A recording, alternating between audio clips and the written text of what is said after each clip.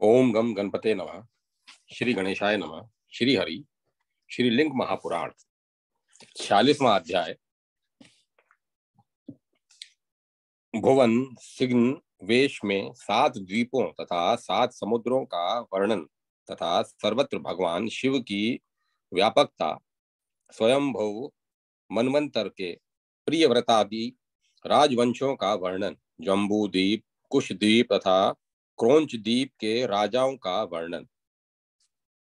सुत जी बोले, हे ऋषियों, पृथ्वी 7 द्वीपों से युक्त है, नदियों तथा पर्वतों से भरी पड़ी है और 7 समुद्रों से सभी और से भली भांति अलंकृत है। जम्बू, पलाश, पलश्व, शालमिल, कुश, क्रोंच, शाक तथा पुष्कर नाम वाले ये 7 द्वीप क्रम से इसके भीतर अवस्थित हैं। इन समस्त 7 द्वीपों में उमा सहित भगवान शिव सभी गणों से घिरे हुए तथा अनेक प्रकार के वेश धारण करके निवास करते हैं। शारोद, इच्छुर, इच्छुर सोद, सुरोद, घृतोधि, दव्यवणव, शिरोद, स्वादुधु ये 7 समुद्र क्रम से हैं। इन सभी समुद्रों में जल रूपी श्री संपन्न भगवान शिव अपने गणों के साथ लहर रूपी भुजाओं से क्रीड़ा करते हैं। क्षीर सागर अमृत के समान है। भगवान विष्णु उस क्षीर सागर में शिव ज्ञान का चिंतन करते हुए साक्षात योग निद्रा के साथ सदा शयन करते हैं। जब भगवान जागते हैं तब संपूर्ण जगत जागता है और जब वे सोते हैं तब यह चराचर जगत उनमें विलीन होकर सोता है। परमेष्टि देव देव शिव की कृपा से उन्हीं विष्णु के द्वारा संपूर्ण जगत का सृजन, धारण, रक्षण तथा संहार किया जाता है।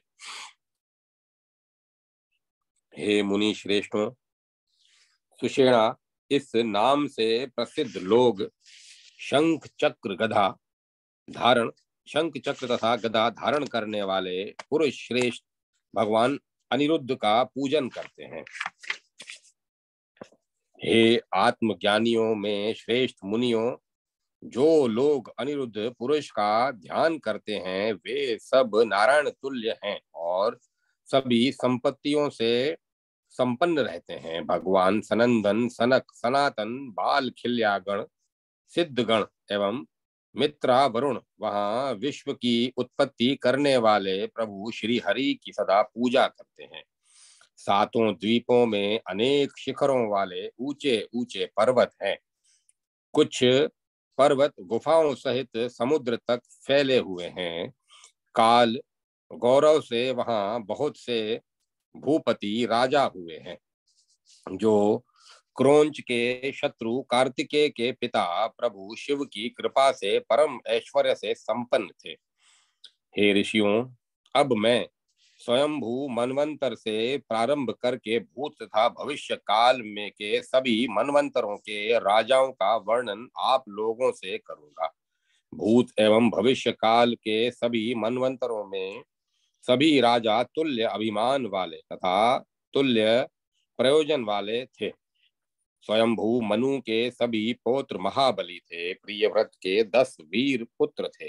वे इस प्रकार कहे गए हैं: अग्निंद्र, अग्निबाहु, मेधा, मेधातिथि, वसु, ज्योतिष्मान, धुतिमान, हव्य, सवन और पुत्र। प्रियव्रत ने उनमें से 7 पुत्रों को 7 द्वीपों के में राजा के रूप में अभिषिक्त कर दिया।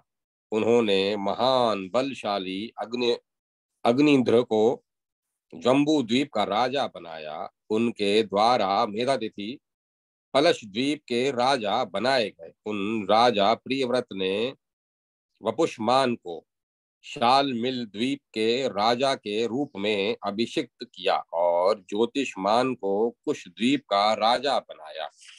प्रियव्रत ने धुतिमान को क्रोंच द्वीप का राजा बनाया, हव्य को शाक द्वीप का राजा बनाया और हे सुवर्तों, सवन को पुष्कर द्वीप का राजा बनाया। पुष्कर द्वीप में सवन के यहाँ महावीत तथा धात की नामक पुत्र हुए।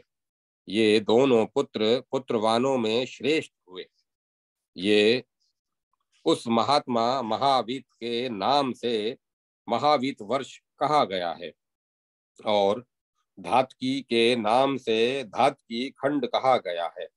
श्वाक द्वीप के शक्तिशाली राजा हव्य ने भी जलद कुमार, सुकुमार, मणिचक्र, कुसुमोत्तर, मोदाकी और सातवें महाद्रुम इन पुत्रों को उत्पन्न किया।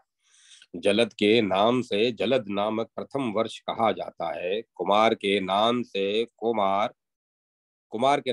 कुमार नामक दूसरा वर्ष कहा गया है। सुकुमार के नाम से सुकुमार नामक तीसरा वर्ष कहा जाता है। मणिचक के नाम से मणिचक नामक चौथा वर्ष कहा जाता है। कुसुमोत्तर के नाम से कुसुमोत्तर नामक पांचवा वर्ष एवं मोदाकी नाम से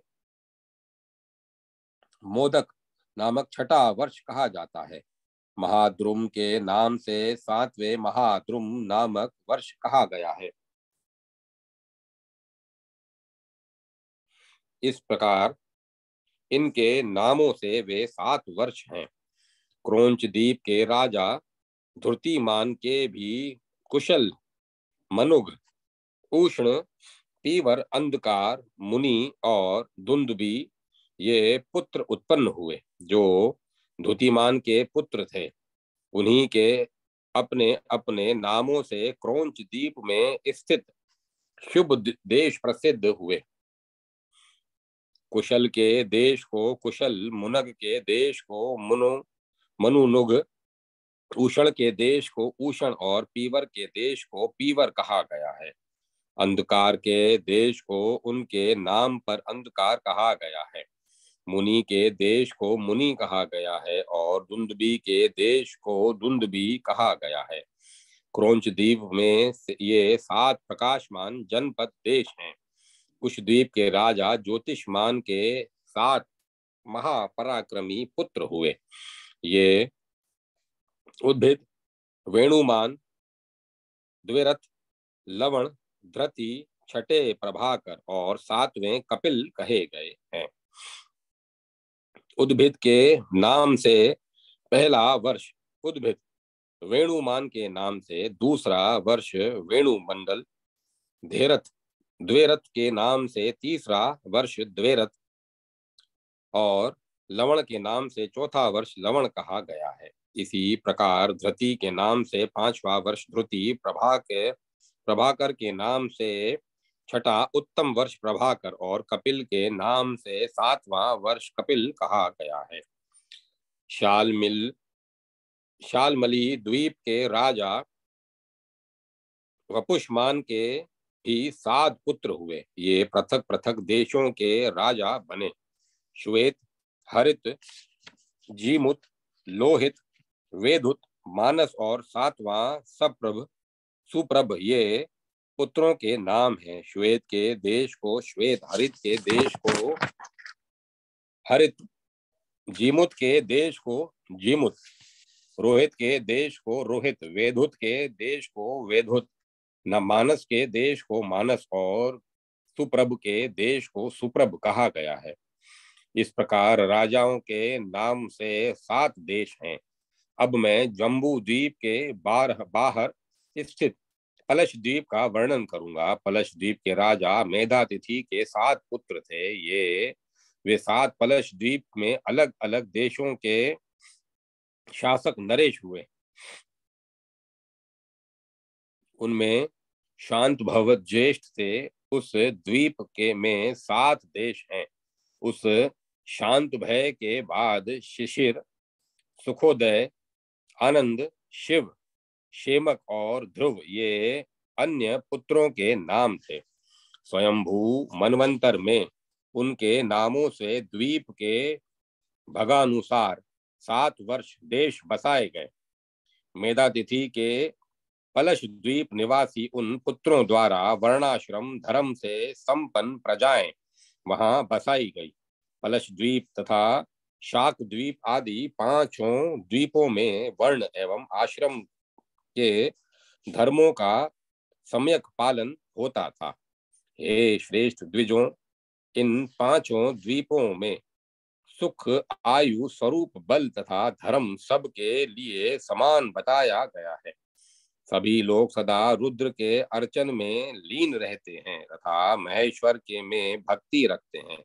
पुष्कर द्वीप में अन्य जो प्रजाएं एवं राजा हैं, वे सब प्रजापालक रुद्र के श्रद्धा रूपी अमृत पान के सुख की प्रबल इच्छा रखते हैं।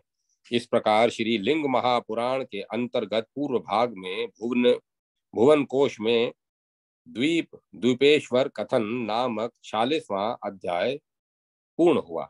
47वां अध्याय जम्बू द्वीप के अधिपति प्रियव्रत के पुत्र महाराज अग्निध्र का वंश वर्णन तथा अग्निध्र के शिव भक्त 9 पुत्रों का अजनाब वर्ष, भारत वर्ष, किम पुरुष वर्ष आदि 9 वर्षों देशों का स्वामी बनना। सुत जी बोले, राजा प्रियव्रत ने अपने ज्येष्ठ उत्तराधिकारी महाबली प्रिय पुत्र अग्निध्र को जम्बू द्वीप के राजा के रूप में अभिषिक्त किया। ये हे श्रेष्ठ ब्राह्मणों, वह महान शिव भक्त तपस्वी तरुण सदा शिव पूजन में रत रहने वाला ऐश्वर्य संपन्न अनेक गायों का स्वामी तथा बुद्धिमान था। उसके प्रजापति के समान 9 पुत्र हुए। वे सभी शिव भक्त तथा शिवपरायण थे।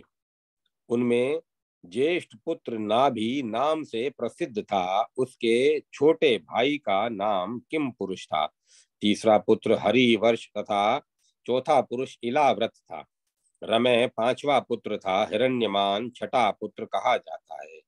कुरु उनमें 7वां था और भद्राश्व 8वां पुत्र कहा गया है। 9वां कोतुमाल था। अब उनके देशों के विषय में सुनिए।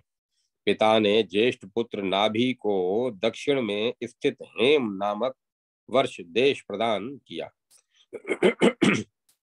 उन्होंने हेमकूट नामक 2 जो वर्ष था उसे किम पुरुष को दिया। नेषद नामक को वर्ष कहा गया है, उसे पिता ने हरि को दे दिया। नेषद नामक जो वर्ष कहा गया है उसे पिता ने हरि को दे दिया। पिता ने मेरु पर्वत से आवृत देश मध्य इलाव्रत को दिया और नीलाचल नामक वर्ष रम्य को दिया। पिता ने हिरण्यमान को उत्तर में स्थित श्वेत नामक वर्ष दिया और उत्तर में जो श्रृंग वर्ष है उसे उन्होंने कुरु नामक पुत्र को दिया। इसी प्रकार उन्होंने भद्राशव को माल्यवान वर्ष दिया और केतुमाल को गंधमादन वर्ष दिया। विभाग के अनुसार ये 9 महान वर्ष हैं। धर्मात्मा राजा अग्नेंद्र उन वर्षों में उन पुत्रों को राजपथ पर क्रमानुसार अभिषिक्त करके तपस्या में रत हो गए। तप से अपने को शुद्ध करने के अनंतर वे स्वाध्याय में संलग्न हो गए और स्वाध्याय में रत रहने वाले वे बाद में शिव के ध्यान में निमग्न हो गए। किम पुरुष आदि जो 8 शुभ वर्ष थे उनमें स्वभावतः बिना प्रयत्न के ही सुख में सिद्धि थी। उनमें किसी प्रकार का विपरीत भाव नहीं था और प्रजाओं में बुढ़ापे तथा मृत्यु का भय नहीं था। उनमें न धर्म था न अधर्म और उत्तम मध्यम तथा अधम ये भाव नहीं थे। उन 8 क्षेत्रों में हर प्रकार से युग की अवस्था नहीं थी। रुद्र क्षेत्र में जो भी स्थावर जगम भक्त अथवा अस्थायी आगंतुक प्राणी मृत होते हैं वे उन्हीं क्षेत्रों में जाते हैं। रुद्र में उनके कल्याण के लिए ही 8 क्षेत्रों का निर्माण किया है। वहां पर महादेव सदा उनका सानिध्य करते हैं। 8 क्षेत्रों के निवासी अपने हृदय में महादेव को देखकर सदा सुखी रहते हैं। वे महादेव ही उनकी परम गति है। अब मैं हिम के चिन्हित उस हिमालय में विद्यमान नाभि के वंश का वर्णन करूंगा। आप लोग सुने। महाबुद्धिमान नाभि ने मेरु देवी से राजाओं में श्रेष्ठ तथा सभी राजाओं से पूजित ऋषभ नामक पुत्र को उत्पन्न किया। ऋषभ से पराक्रमी भरत उत्पन्न हुए, जो उनके 100 पुत्रों में सबसे बड़े थे। उन पुत्र वत्सल ऋषभ ने भरत का राज्यभिषेक करके ज्ञान वैराग्य का आश्रय लेकर सर्प रूप इंद्रियों पर विजय प्राप्त करके परमात्मा ईश्वर को पूर्ण रूप से अपने में स्थापित कर स्वयं दिगंबर जटाधारी वल्कलधारी तथा निराहार होकर वन में प्रवेश किया। उन्होंने समस्त आशाओं से रहित तथा संदेह मुक्त होकर शिव का परम पद प्राप्त किया। उन्होंने हिमालय पर्वत के दक्षिण में स्थित वर्ष भरत को प्रदान किया। इसीलिए विद्वान लोग उनके नाम से उसे भारतवर्ष कहते हैं। भरत में सुमति नामक विद्वान तथा धार्मिक पुत्र हुए। भरत ने वह राज्य उन्हें सौंप दिया। पुत्र को राज्य प्रदान करके वे राजा भरत वन में प्रविष्ट हुए। इस प्रकार श्री लिंग महापुराण के अंतर्गत पूर्व भाग में भरत वर्ष कथन नामक 47वां अध्याय पूर्ण हुआ। 39वां अध्याय भूमध्य में स्थित सुमेरु पर्वत और इंद्र आदि लोकपालों की पुरियों का वर्णन। सुत जी बोले, इस द्वीप के मध्य में मेरु नामक महान पर्वत है। पर्वतों में श्रेष्ठ यह अनेक प्रकार के रत्नों से पूर्ण शिखरों से युक्त होकर स्थित है। यह 84,000 योजन ऊंचाई वाला और कहा गया है। यह 16,000 योजन पृथ्वी के नीचे प्रविष्ट है और 16,000 योजन ही फैला हुआ है। यह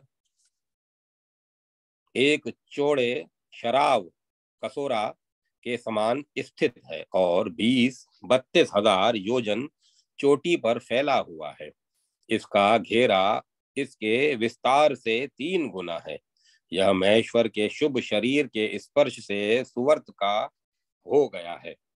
यह धतूर के पुष्प के समान आभा वाला, सभी देवताओं का निवास स्थान तथा देवताओं की क्रीड़ा भूमि है और अनेक आश्चर्यों से भरा हुआ है। इस महान पर्वत का आयाम 1,00,000 योजन है। पृथ्वी के नीचे यह 16,000 योजन तक है। और हे विप्रेंद्रों, उस पर्वत का शेष भाग पृथ्वी के ऊपर है। इस पर्वत के मूल के आयाम दैर्घ्य का प्रमाण विस्तार है। उसके विस्तार को पर्वत के मूल से 2 गुना कहा गया है।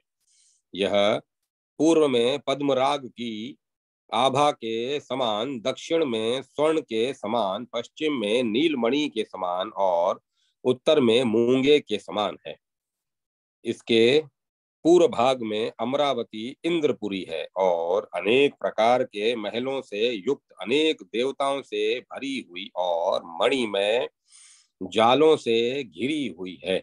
यह विविध आकार वाले तथा स्वर्ण एवं रत्नों से विभूषित गोपुरों, सोने तथा मणियों के बने हुए अद्भुत तोरणों, राजमार्ग पर स्थित वार्तालाप में प्रवीण, सभी आभूषणों से अलंकृत, स्तन के भार से झुकी हुई एवं मद के कारण घृणित नेत्रों वाली हजारों स्त्रियों से भरी और चारों ओर से अप्सराओं से घिरी हुई है। यह विचित्र बावलियों से युक्त है। यह खिले हुए कमलों से सुशोभित, स्वर्ण की बनी हुई सीढ़ियों वाले, स्वर्ण में बालुओं वाले नील कमलों तथा अन्य प्रकार के कमलों से शोभायमान सुगंधित नील कमलों एवं स्वर्ण कमलों वाले इस प्रकार के सरोवरों से तथा नदियों और नदों से युक्त यह सुंदर पुरी अत्यंत शोभित है। इस पुरी से यह सुंदर पर्वत भी सुशोभित होता है। इस पर्वत के अग्नि दक्षिण पूर्व भाग में अग्नि देव की तेजस्विनी नामक पुरी है। यह अमरावती तुल्य दिव्य तथा समस्त भोगों से परिपूर्ण है। हे व्रतियों में श्रेष्ठ मुनिगण, इसके दक्षिण में यम की उत्तम वेवस्वती नामक पुरी है। यह स्वर्ण में दिव्य तथा शुभ भवनों से घिरी हुई है। इसके नेतृत्व दक्षिण पश्चिम में कृष्ण वर्ण की सुंदर शुद्धवती पुरी है और वाव्य पश्चिम उत्तर दिशा में उसी प्रकार की सुंदर पुरी गंधवती है। इसके उत्तर में महादेव तथा ईशान उत्तर पर्व पूर्व में यशोवती नामक पुरी है। इस प्रकार मेरु पर्वत की सभी दिशाओं में धूलोक में पुरियां सर्वदा सुशोभित रहती हैं। यह पर्वत ब्रह्मा विष्णु महेश तथा अन्य देवताओं का निवास स्थान है। यह समस्त सुख साधनों से संपन्न पुण्य में अनेक झीलों और उत्तम वृक्षों से युक्त है। यह सिद्धों, यक्षों, गंधर्वों, श्रेष्ठ मुनियों एवं विविध आकार वाले चारों प्रकार के प्राणियों से परिपूर्ण है। हे श्रेष्ठ ब्राह्मणों, इस पर्वत के ऊपर शुद्ध स्फटिक के समान हजार मंडपों से युक्त तथा विस्तार विमान बाईं ओर स्थित है। विशाल भुजाओं वाले तथा चंद्र सूर्य अग्नि रूप नेत्रों वाले शिव उसमें मणि में सिंहासन पर पार्वती देवी तथा कार्तिकेय के साथ विराजमान रहते हैं। वहां विष्णु का भी विमान है, जो उन शिव के विमान के आधे विस्तार वाला है, और दक्षिण में पद्म योनि ब्रह्मा का पद्मराग में दिव्य विमान है। उस मेरु पर शिव के भवन के चारों ओर इंद्र, यम, चंद्रमा, वरुण, नेत्रिति, पावक, वायु और रुद्र का विशाल तथा सुंदर पुर है। विविध द्वीप दिव्य विमानों में अन्य लोगों का निवास है। उस ईश्वर क्षेत्र शिव विमान में ईशान दिशा में नित्य पूजा होती रहती है। वहां भगवान नंदी सिद्धेश्वरों के साथ रहते हैं और शिष्यों सहित सुरेश्वर सनत कुमार सिद्धों के साथ सुखपूर्वक आसीन रहते हैं। इसी प्रकार सनक, सनंद और उन्हीं के समान अन्य हजारों लोग विराजमान रहते हैं। उस पर्वत पर कहीं कहीं योग भूमि है और कहीं कहीं भोग भूमि है। वहां उगते हुए सूर्य के सदृश सुंदर तथा शुभ विमान है। उनमें उसमें वे गणेश्वर विराजमान रहते हैं। वहां 6 मुखों वाले कार्तिकेय गणेश हजारों गणों सुयश तथा सुनेत्रों इन पार्वती की सखियों सभी माताओं तथा मदन कामदेव में के भी विमान हैं। उस पर्वत के मूल को चारों ओर से घेर कर जम्बू नामक नदी प्रवाहित होती है। उसके दक्षिण भाग में अत्यंत सुंदर, बहुत ऊंचा, अति विस्तार तथा अति सभी समयों में फल प्रदान करने वाला जम्बू वृक्ष है। मेरु पर्वत के चारों ओर इलाव्रत नामक विस्तृत और तथा सुंदर वर्ष देश है। वहां पर लोग जम्बू फल का आहार करने वाले हैं और कुछ लोग अमृत का आहार करने वाले हैं। वहां के लोग स्वर्ण के समान आभा वाले तथा अन्य वर्णों वाले भी हैं। और सब प्रकार के सुखों को भोगने वाले हैं। हे विप्रों, यह द्वीप मेरु के मूल के चारों ओर फैला हुआ सुंदर मध्य में स्थित 9 वर्षों से युक्त और नदों तथा महान पर्वतों से समन्वित है। अब मैं 9 वर्षों से युक्त जम्बू द्वीप का यथार्थ वर्णन करूंगा। योजनों में उसके विस्तार मंडल आदि को आप लोग सुनिए। इस प्रकार श्री लिंग महापुराण के अंतर्गत पूर्व भाग में मेरुगिरी वर्णन नामक 48वां अध्याय पूर्ण हुआ। 49वां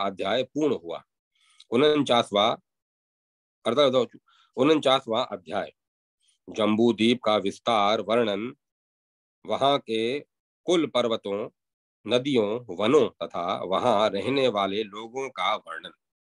सुत जी बोले, यह द्वीप 1,00,000 योजन विस्तृत कहा गया है। इसके समीप में स्थित पलश नामक द्वीप उसका 2 गुना है और बाद वाले द्वीप क्रमशः दुगने विस्तार वाले हैं।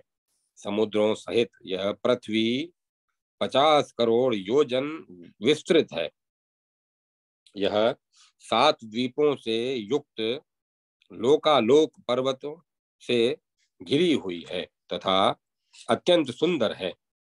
हे विप्रों, मेरु के उत्तर में नील पर्वत, उसके उत्तर में श्वेत पर्वत और पुनः उसके उत्तर में श्रृंगी पर्वत है। वे तीनों वर्ष पर्वत हैं। उसके पूर्व में जठर तथा देवकूट पर्वत है। मेरु के दक्षिण में निषद पर्वत है। उसके दक्षिण में हेमकूट पर्वत कहा गया है और उसके दक्षिण में हिमवान पर्वत है। मेरु के पश्चिम में माल्यवान एवं गंधमादन नामक 2 पर्वत हैं। ये दोनों पर्वत उत्तर की ओर फैले हुए हैं। हे पर्वतराज सिद्धों तथा चारणों से सेवित हैं और उनके बीच में 9,000 योजन का अंतर है। हिमवान का वर्ष भारत वर्ष नाम वाला कहा गया है। उसके बाद हेमकूट और उसके परे किम पुरुष वर्ष कहा गया है।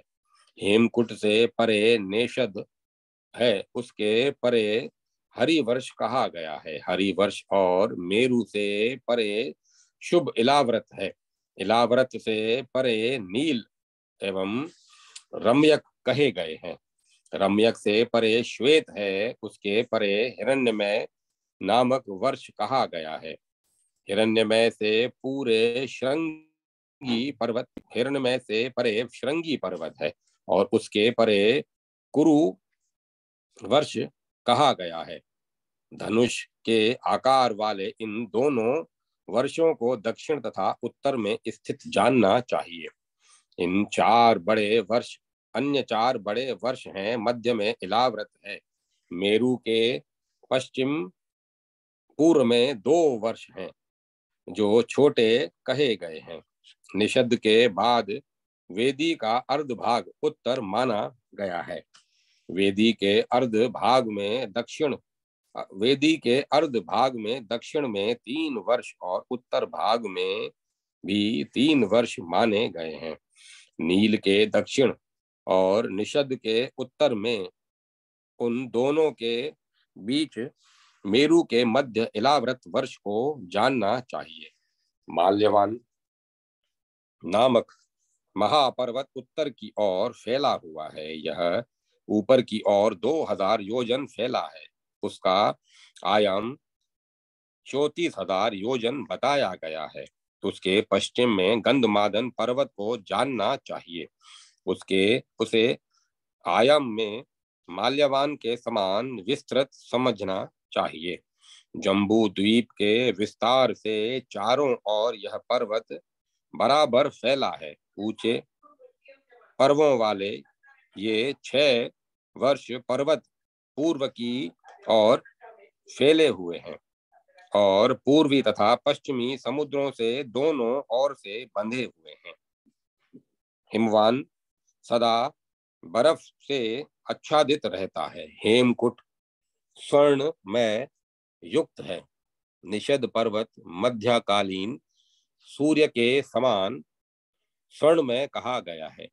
4 वर्णों वाला वह स्वर्ण में मेरु पर्वत ऊपर की ओर फैला हुआ बताया गया है। यह परिध में वृत्ताकार है और चौकोर ऊंचा उठा हुआ है। नील पर्वत वेणुर्य में है। श्वेत पर्वत शुक्ल वर्ण वाला है एवं स्वर्ण से पूर्ण रहता है। 3 चोटियों वाला श्रृंगी पर्वत स्वर्ण में तथा मोर के पंख के रंग का है। इस प्रकार पर्वतों का वर्णन कर दिया गया। अब श्रेष्ठ पर्वतों के विषय में सुनिए। मंदर तथा देवकूट पर्वत पूर्व दिशा में है। कैलाश एवं स्वर्ण में गंधमादन ये दोनों पर्वत पूर्व की ओर फैले हुए हैं और उनका अन्य अंत समुद्र के भीतर होता है। निषद तथा पारियात्र ये दोनों श्रेष्ठ पर्वत पश्चिम से पूर्व और दक्षिण में स्थित है। श्रीशृंग एवं जारूची ये दोनों महापर्वत उत्तर में हैं तथा पूर्व की ओर फैले हैं और समुद्र के भीतर व्यवस्थित हैं। विद्वान लोग इन 8 पर्वतों को मर्यादा पर्वत कहते हैं। हे श्रेष्ठ द्विजों, मेरु नामक जो पर्वत है वह ऊंचा स्वर्णमय पर्वत है। उसके चारों चरणों के रूप में उसके चारों दिशाओं में बड़े बड़े 4 उत्तम पर्वत हैं, जिनसे सहारा प्राप्त की हुई 7 द्वीप वाली पृथ्वी हिलती नहीं है। उनका आयाम 10,000 योजन कहा गया है। पूर्व में मंदर, दक्षिण में गंधमादन, पश्चिम भाग में विपुल और उत्तर में सुपार्श्व नामक पर्वत कहा गया है। इन पर 4 विशाल वृक्ष उगे हुए हैं जो द्वीप के पाता पताका युक्त तुल्य प्रतीत होते हैं।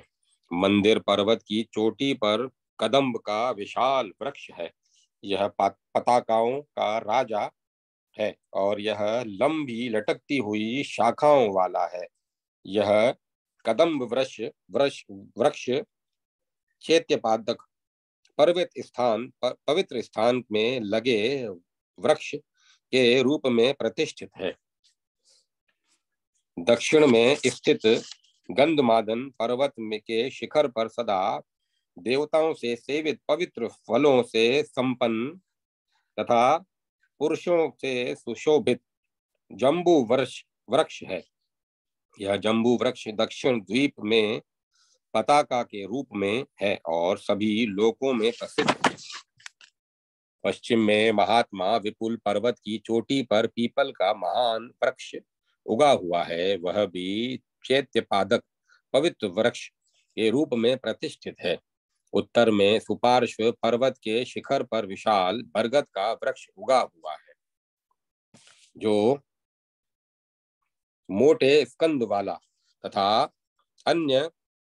अनेक योजन परिधि वाला है। अब मैं चारों महापर्वतों के 4 देव क्रीड़ा स्थानों का वर्णन करूंगा जो मनुष्यों से रहित रम्य सभी काल तथा ऋतुओं में रहने वाले एवं मनोहर हैं। वहां चारों दिशाओं में वन है, उनके नाम सुनिए। पूर्व में चैत्ररथ नामक वन, दक्षिण में गंधमादन, पश्चिम में वेभार्ज और उत्तर में सविता शिव के नंदन नामक वन को जानना चाहिए। पूर्व में मित्रेश्वर, उसके बाद दक्षिण में शठेश्वर, पश्चिम में वैरेश्वर और उत्तर में आम्रकेश्वर शिव क्षेत्र है। हे मुनिवरों, वहां 4 बड़े सरोवर हैं जहां पर्वतों तथा वनों में मुनिगण क्रीड़ा करते हैं।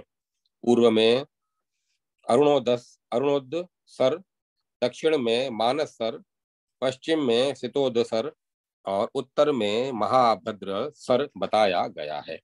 दक्षिण में शाख का क्षेत्र, पश्चिम में विशाख का क्षेत्र, उत्तर में नेगम्य का क्षेत्र और पूर्व में कुमार का क्षेत्र है। अरुणोदसर के पूर्व में महापर्वत बताए गए हैं। मैं संक्षेप में नामों से उनका वर्णन करूंगा। विस्तार पूर्वक उनका वर्णन नहीं किया जा सकता। सितांत कुरण पर्वत श्रेष्ठ कुरर, विकर मणिशैल पर्वत श्रेष्ठ वृक्षवान, महानील रुचक सबिंदु दुदर वेणुमान समेघ निषद देव पर्वत ये महापर्वत हैं। इसी प्रकार अन्य भी पर्वत हैं। मंदर के पूर्व में ये पर्वत सिद्धों के निवास स्थान कहे गए हैं।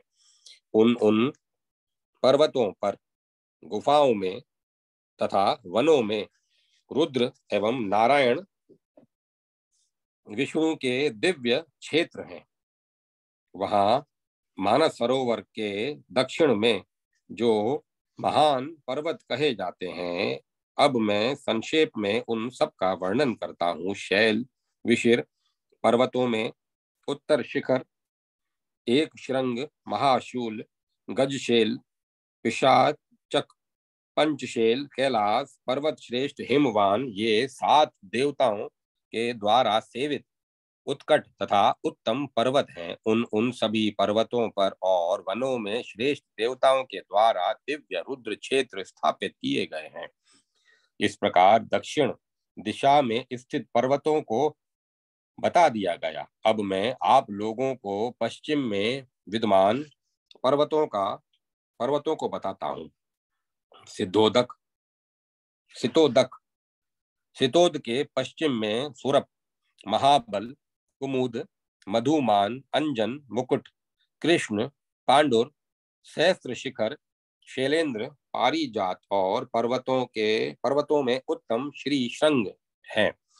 ये सभी उत्कट तथा उत्तम पर्वत पश्चिम दिशा में है, जो देवताओं के द्वारा सेवित है और रुद्र क्षेत्रों से युक्त है। महाभद्र सर के उत्तर में जो शक्तिशाली पर्वत स्थित हैं, मैं उनका संक्षेप में वर्णन करता हूँ, आप लोग सुनिए। शंखकूट, महाशैल, वृषभ, हंस पर्वत, नाग, कपिल, इंद्रशैल, सानुमान, नील, कटक श्रृंग पर्वत, शतश्रृंग, पुष्पकोश, प्रशैल पर्वत श्रेष्ठ विरज, वराह पर्वत, पर्वत श्रेष्ठ मयूर तथा शैलराज जारूधि ये सब उत्तर में स्थित हैं। उन दिव्य पर्वतों पर देव देव शिव के असंख्य दिव्य विमान हैं। इन प्रमुख पर्वतों के भीतर झरने, सरोवर तथा उपवन यथाक्रम स्थित हैं। यहाँ परमेष्ठी शिव की कृपा से देवता, मुनि एवं सिद्ध शिव भक्ति से युक्त होकर अपने निवास स्थान बनाकर पत्नियों के साथ रहते हैं। लक्ष्मी आदि का निवास बिलवन में है। कश्यप आदि कुकब वन में रहते हैं। इंद्र, उपेंद्र तथा श्रेष्ठ सर्पों का निवास ताल वन में कहा गया है। कंदर्प और अन्य महात्माओं का निवास उदुम्बर वन में, विद्याधरों तथा सिद्धों का निवास पवित्र एवं सुंदर आम्र वन में और नागों तथा सिद्धगणों का निवास जम्बू वन में है। सूर्य तथा रुद्र गणों का निवास किंशुक वन में है। देवताओं के आश्चर्य पुण्यमय बीजपूर्व वन, बिजोरा निब्बू का वन ये में निवास करते हैं। विष्णु आदि महात्माओं का वास कौमुद वन में है। सर्पगण स्थल पद्म में वन में अंदर स्थल पद्म वन के अंदर स्थित न्योगृध वन में रहते हैं, और जो संपूर्ण जगत के पति गर्वित शेष नाग हैं, वे पाताल में रहते हैं। वे ही समस्त लोकों के काल हैं। वे विश्व गुरु विष्णु की दिव्य मूर्ति हैं। साक्षात हला युद्ध हैं। देव देव विष्णु की शैया हैं और प्रभु शिव के कंगन स्वरूप हैं। दानव आदि शुक्राचार्य के साथ कटहल के वृक्षों के वन में, और सभी उरग किन्नरों के साथ विशाख वन नारिकेल वन में रहते हैं। विविध प्रकार की जाति वाले वृक्ष उस मनोहर वन में हैं। नंदीश्वर भी श्रेष्ठ गणों के द्वारा स्तुत होते हुए वहां विराजमान है। संतानक कल्प वृक्ष क्षेत्र के मध्य में साक्षात सरस्वती देवी रहती हैं। हे विप्रों, इस प्रकार मैंने इन वनों में निवास करने वाले लोगों का संक्षेप में वर्णन किया। ये असंख्य हैं, विस्तार पूर्वक इनका वर्णन करने में मैं समर्थ नहीं हूँ। इस प्रकार श्री लिंग महापुराण के अंतर्गत पूर्व भाग में जम्बू द्वीप वर्णन नामक 39वां अध्याय पूर्ण हुआ। 49वां अध्याय पूर्ण हुआ। 50वां अध्याय भुवन विन्यास में विभिन्न कुलाहल पर्वतों पर रहने वाली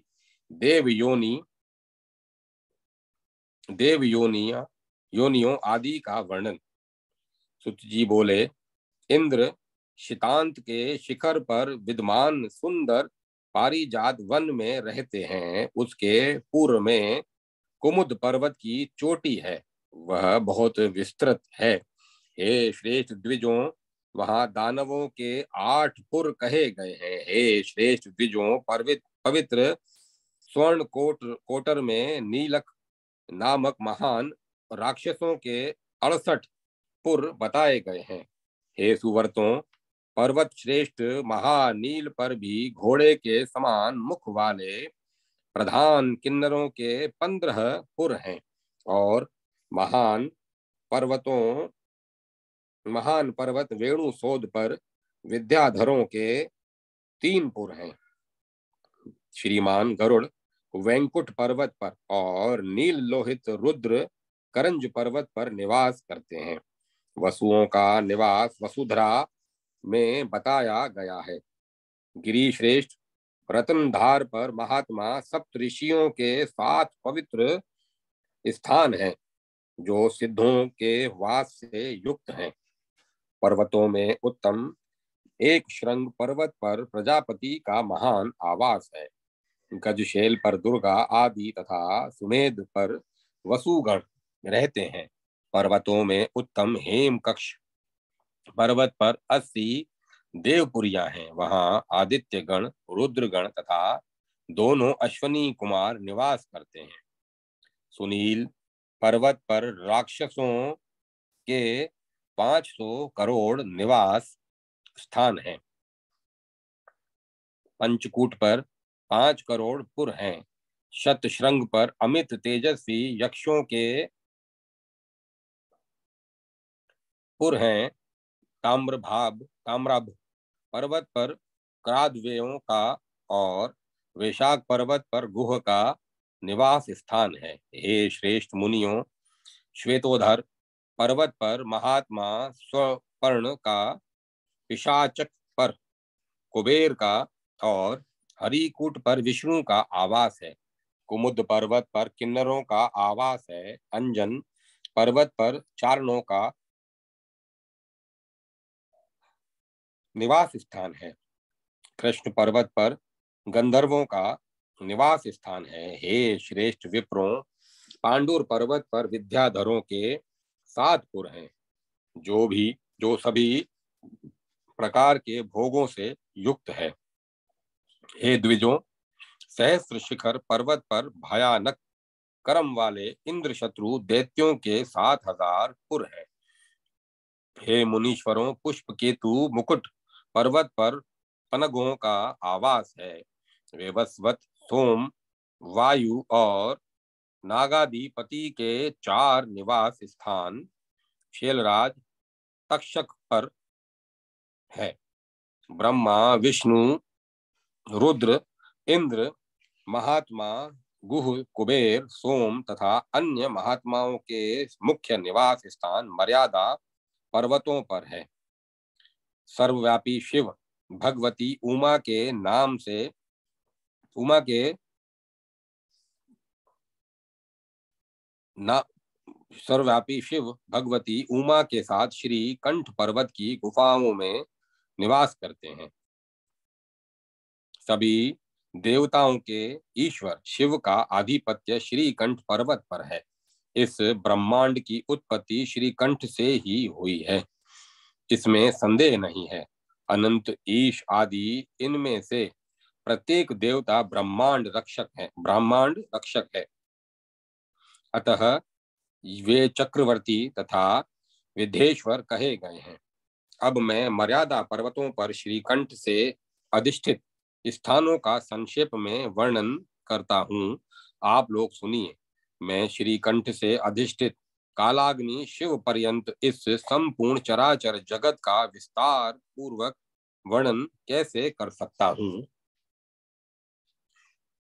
इस प्रकार श्रीलिंग महापुराण के अंतर्गत पूर्व भाग में भुवन विनियोग शोधे स्थान वर्णन नामक 50वां अध्याय पूरा हुआ।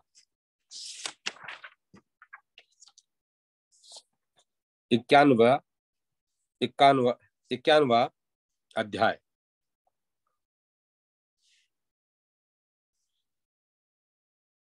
दिव्य भूतवन में महादेव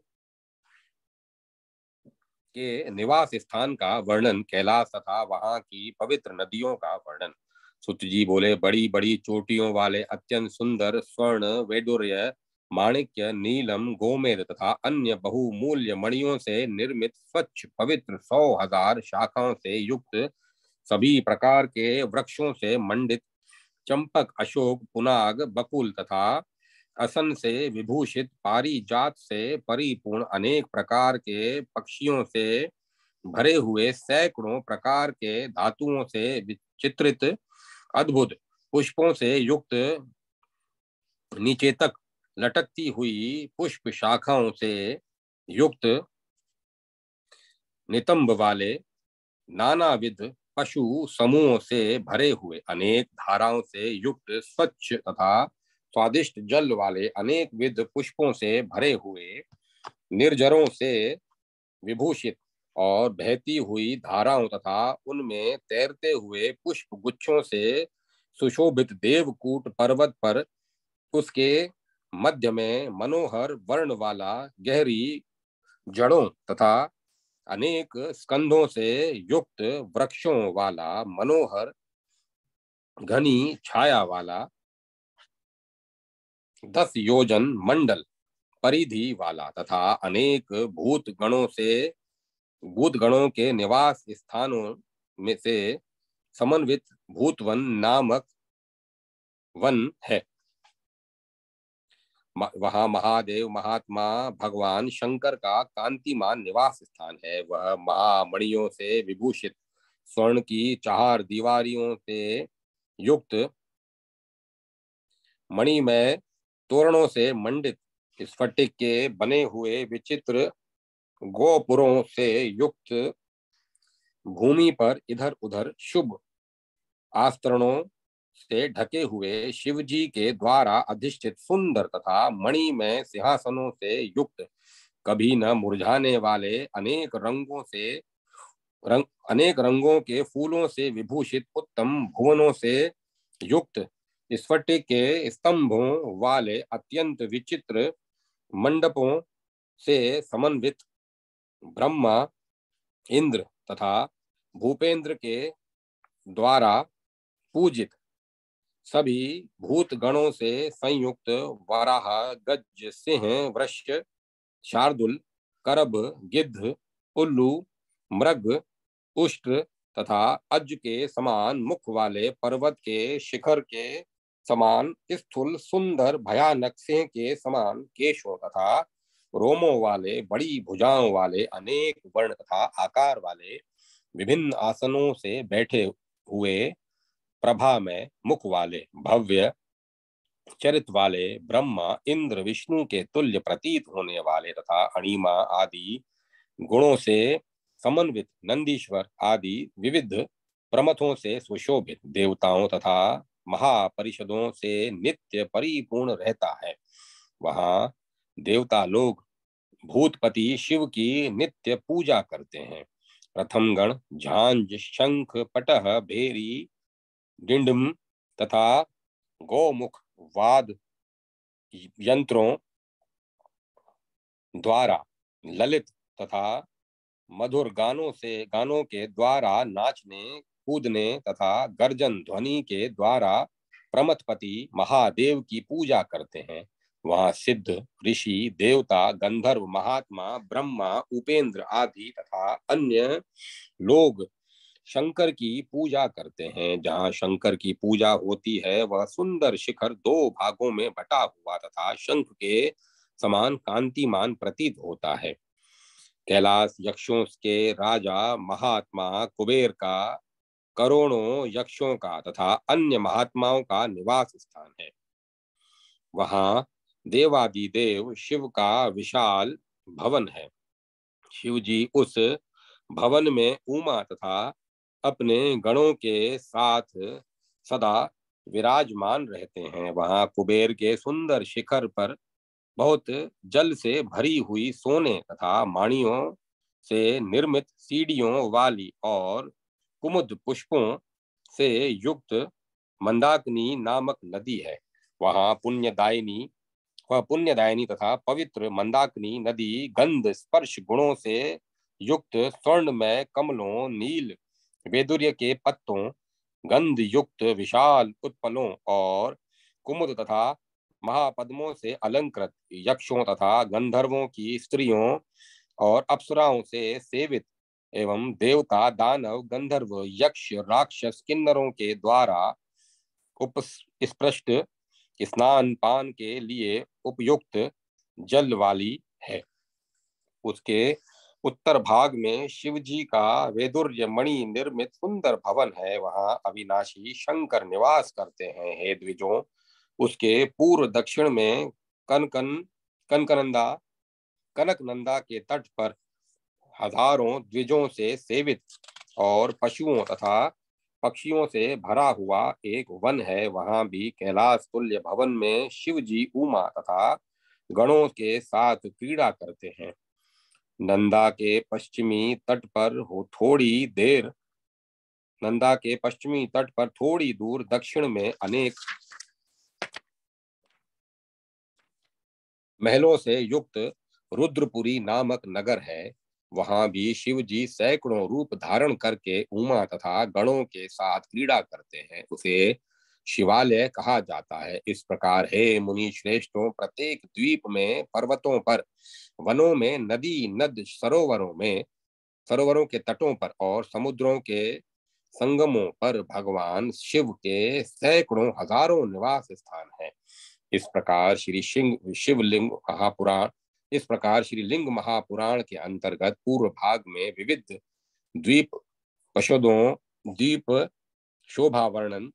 द्वीप शोभा वर्णन नामक 51वां अध्याय पूरा हुआ। अब मैं कथा को ही विराम देता हूँ।